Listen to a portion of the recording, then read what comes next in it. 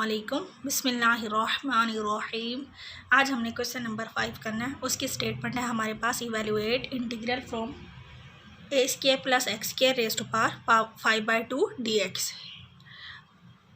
अब यहाँ पे इस इंटीग्रल में हमारे पास जो जनरल इंटीग्रल होता है उसकी वैल्यू होती है x raised to power m a plus b x n raised to power p dx।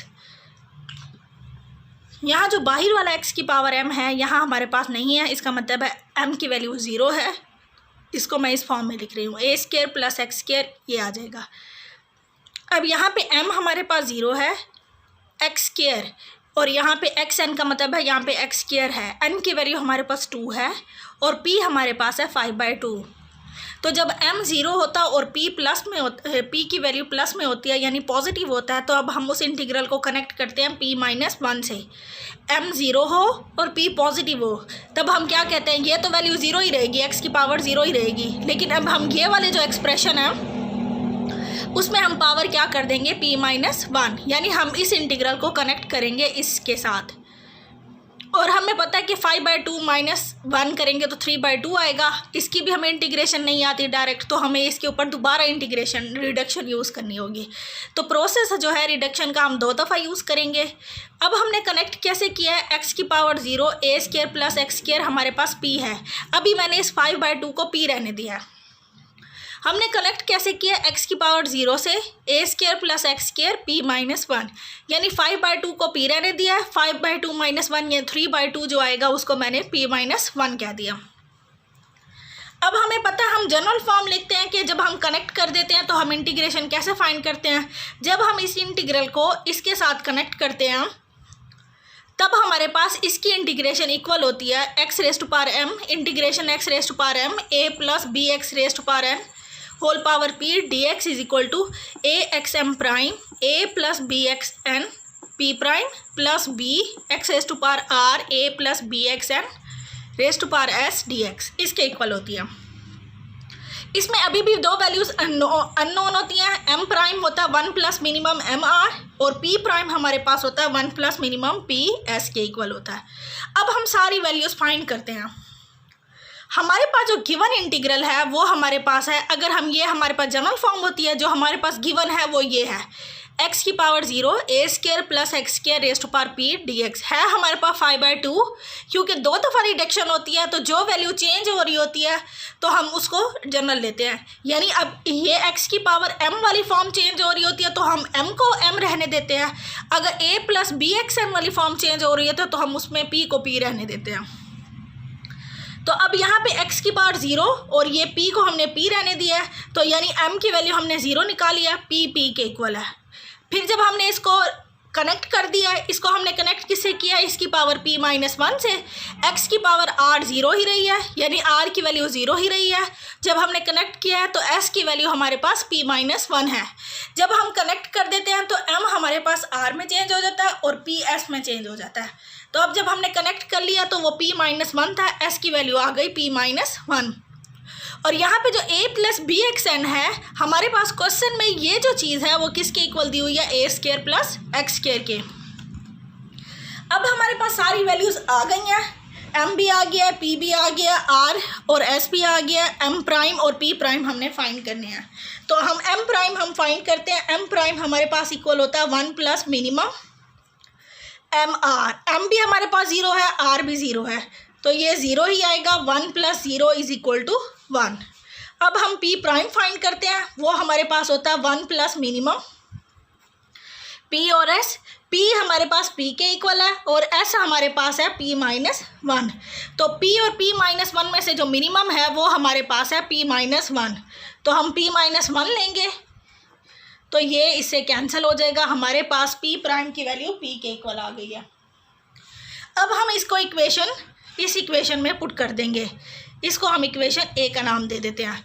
इन सारी वैल्यूज़ को हम इक्वेशन a में पुट करेंगे तो हमारे पास ये आ जाएगा x की पावर m 1 के इक्वल है a square plus x square की पावर p dx। a हमने फाइंड करना है, x की पावर m प्राइम की वैल्यू है 1 तो ये x रह जाएगा अब ए स्क्वायर प्लस एक्स स्क्वायर की पावर पी प्राइम की हमने वैल्यू निकाली है पी, फिर होता है बी, एक्स की पावर आर 1 हो जाएगा, a square plus x square की पावर हमारे पास हो जाएगी पी माइनस 1 डी एक्स।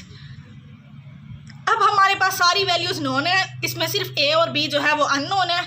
उनकी वैल्यूज़ निकालने के लिए हम हमेशा डिफ्रेंशिएट करते हैं, तो हम डेरिवेटिव लेंगे differentiating with respect to x.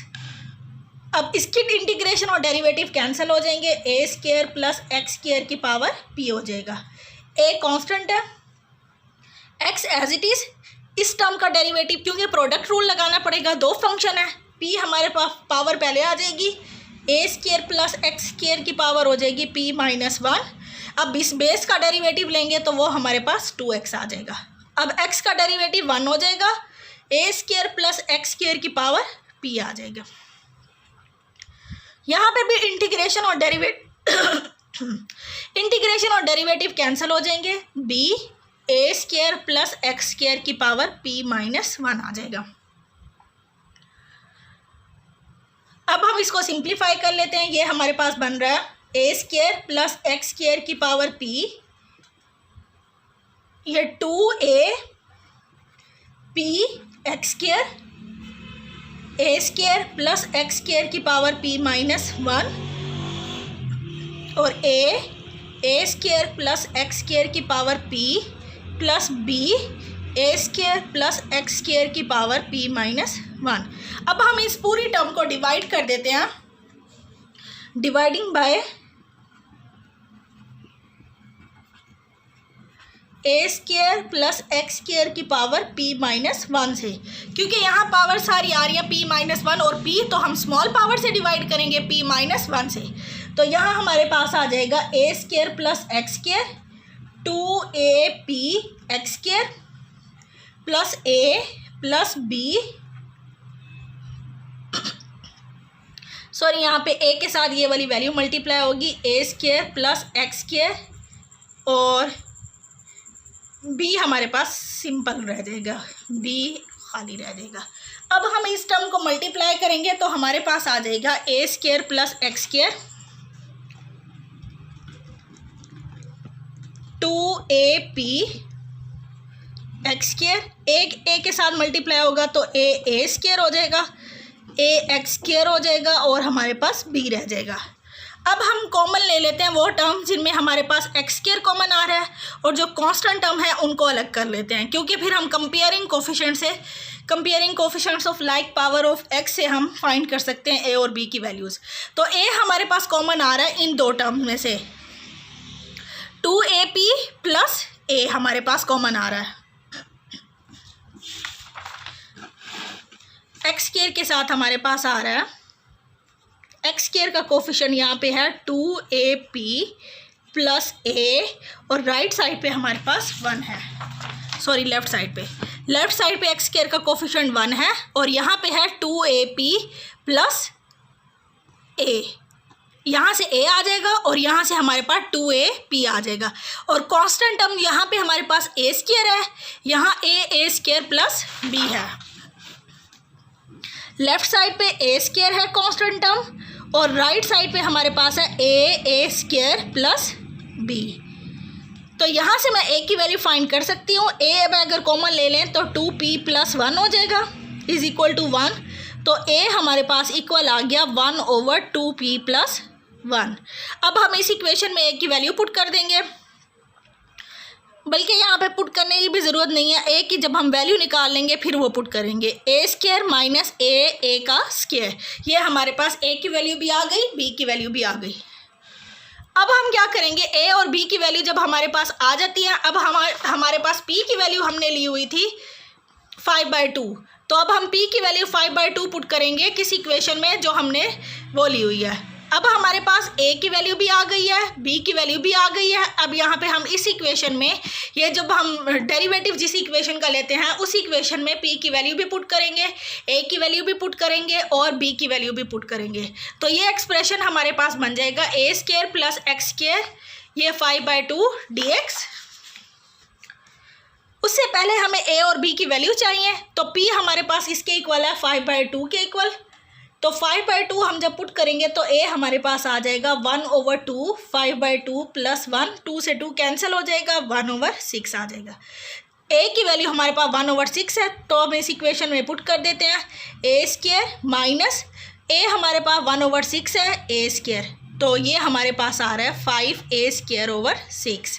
अब हमारे पास a की वैल्यू भी है, b की वैल्यू भी है, p की वैल्यू भी है। अब हम इक्वेशन में पुट कर देंगे उस इक्वेशन का जिसका हमने डेरिवेटिव लिया था। तो ये आ जाएगा a² + x² की पावर 5/2 dx। a हमारे पास 1/6 आया है x, और a² + x² की पावर p, यहाँ पे हमारे पास ही p, तो p हमारे पास क्या है 5/2। फिर हम b की वैल्यू पुट करते हैं 5a² / 6, और यहाँ पे हमारे पास है p - 1, a² + x² की पावर है p - 1, p - 1 यानी कि 3/2 dx। अब इस इक्वेशन को अगर हम देखें, इसके हमने दोबारा इस पे इंटीग्रेशन अप्लाई करनी है, तो यानी एक बार दोबारा रिडक्शन होगी। अब हमारे पास p की वैल्यू क्या है 3/2 है। अब हम क्या करेंगे, जब हमारे पास p की वैल्यू 3/2 है, इस इक्वेशन में अब हमने p की वैल्यू 3/2 पुट करनी है। अब इसके लिए a भी डिफरेंट होगा, b भी डिफरेंट होगा, तो a और b की वैल्यू हम उसी फॉर्मूले से फाइंड करेंगे, और इस इक्वेशन में अब p की जगह पे अब हम p - 1 पुट करेंगे। p हमारे पास पहले 5/2 था, तो p - 1 अब हमारे पास 3/2 हो जाएगा। तो अब जब हमारे पास ये 3/2 है, तो a हमारे पास किसके इक्वल है 1/2p + 1, तो 2 × 3/2 + 1, तो ये आ जाएगा 1/4। और b की वैल्यू हमारे पास आ जाएगी a² - 1/4, 3a² / 4। ये हमारे पास a और b की वैल्यू आ गई। अब हम उस इक्वेशन में दोबारा पुट कर देते हैं। यहाँ पे अब हमारे पास p की वैल्यू हमारे पास क्या होगी 3/2, a² + x², इसकी पावर 3/2 dx। यहाँ पे a की वैल्यू होती है, तो a हमारे पास है 1/4 x, यहाँ पे हमारे पास p ही है, तो a² + x² की पावर आ जाएगी 3/2। अब यहाँ पे हमारे पास जो b की वैल्यू है वो हमारे पास आ रही है 3a² / 4, और यहाँ हमारे पास होता है p - 1, तो 3/2 - 1 करेंगे तो 1/2 हो जाएगा, तो a² + x² की पावर हो जाएगी 1/2 dx। अब हम ये सारी वैल्यू पुट कर देंगे इस जगह पे, क्योंकि हमने इसी की वैल्यू फाइंड किया ना। अगर मैं इस इक्वेशन को b कह देती हूँ, तो अब हम यहाँ पे लिखेंगे पुट इन b। तो अब हमने क्या करना है, इस टर्म को, इस पूरी टर्म को 5a² / 6 के साथ मल्टीप्लाई करना है, क्योंकि ये जो सारी वैल्यू है a² + x² की पावर 3/2 dx वो हमारे पास इसके इक्वल आ रही है। तो मैं डायरेक्ट पुट कर रही हूँ, तो ये हमारे पास आ जाएगा a² + x² की पावर 5/2 dx। ये टर्म हमारे पास वैसे रह जाएगी x, a² + x² की पावर 5/2 / 6, और इस टर्म, इन दो टर्म्स को हमने मल्टीप्लाई करना है 5a² / 6, तो ये हमारे पास आ रहा है 5a² / 24 x, a² + x² की पावर 3/2, और ये वाली टर्म हमारे पास आ जाएगी 5, 3 से ये कैंसिल हो जाएगा, तो ये हमारे पास आ जाएगी टर्म, और जब हम इन दो टर्म्स को मल्टीप्लाई करेंगे तो ये आ जाएगा 5 × 3 = 15, 15 / 24, तो ये हमारे पास आ जाएगा 5/8 a² + x² की पावर 1/2 dx। ये हमारे पास ये आ जाएगा। अब हमें पता है a² + x² की इंटीग्रेशन हमने सेकेंड ईयर में की हुई है। a² + x² की इंटीग्रेशन हमारे पास इक्वल होती है x/2 a² + x² + a² / 2 log x + a² + x² / a। तो अब हम क्या करेंगे, ए स्क्वायर प्लस एक्स स्क्वायर की जगह पे अब हमने ये वाली वैल्यू दोबारा पुट कर देनी है। तो ये एक्सप्रेशन हमारे पास बन जाएगा। ये आप लोगों ने खुद करना है, या आप लोग सब्स्टिट्यूशन से भी कर सकते हैं अगर आपको फार्मूला याद नहीं है तो, वरना ये सेकेंड ईयर में किया हुआ है, ये आप लोग वहाँ से देख सकते हैं। ए स्क्वायर प्लस एक्स स्क्वायर की पावर 5/2 dx, एक्स ओवर 6, ए स्क्वायर प्लस एक्स स्क्वायर की power 5/2, 5a square divided by 24x, A square plus x square की पावर 3/2। अब इस टर्म को हमने इन, यानी कि ये इसका आंसर ये वाली टर्म है, इस ये वाली टर्म जो है 5/8 से मल्टीप्लाई हो रही थी, तो मैं डायरेक्ट मल्टीप्लाई कर रही हूँ, तो ये आ जाएगा 5/16x ए स्क्वायर प्लस एक्स का स्क्वायर। ये जब इस टर्म के साथ मल्टीप्लाई होगी तो ये हमारे पास आ जाएगी, सॉरी यहाँ पे हमारे पास a की पावर 4 भी था, तो हमारे पास ये टर्म हमारे पास a की पावर 4 इधर भी आएगा, और इसके साथ मल्टीप्लाई करेंगे तो हमारे पास आ जाएगा 5a की पावर 6 ओवर, इसको इसके साथ करेंगे तो 16 log x plus A square plus x square divided by a आ जाएगा। तो ये हमारे पास इसका आंसर आ गया।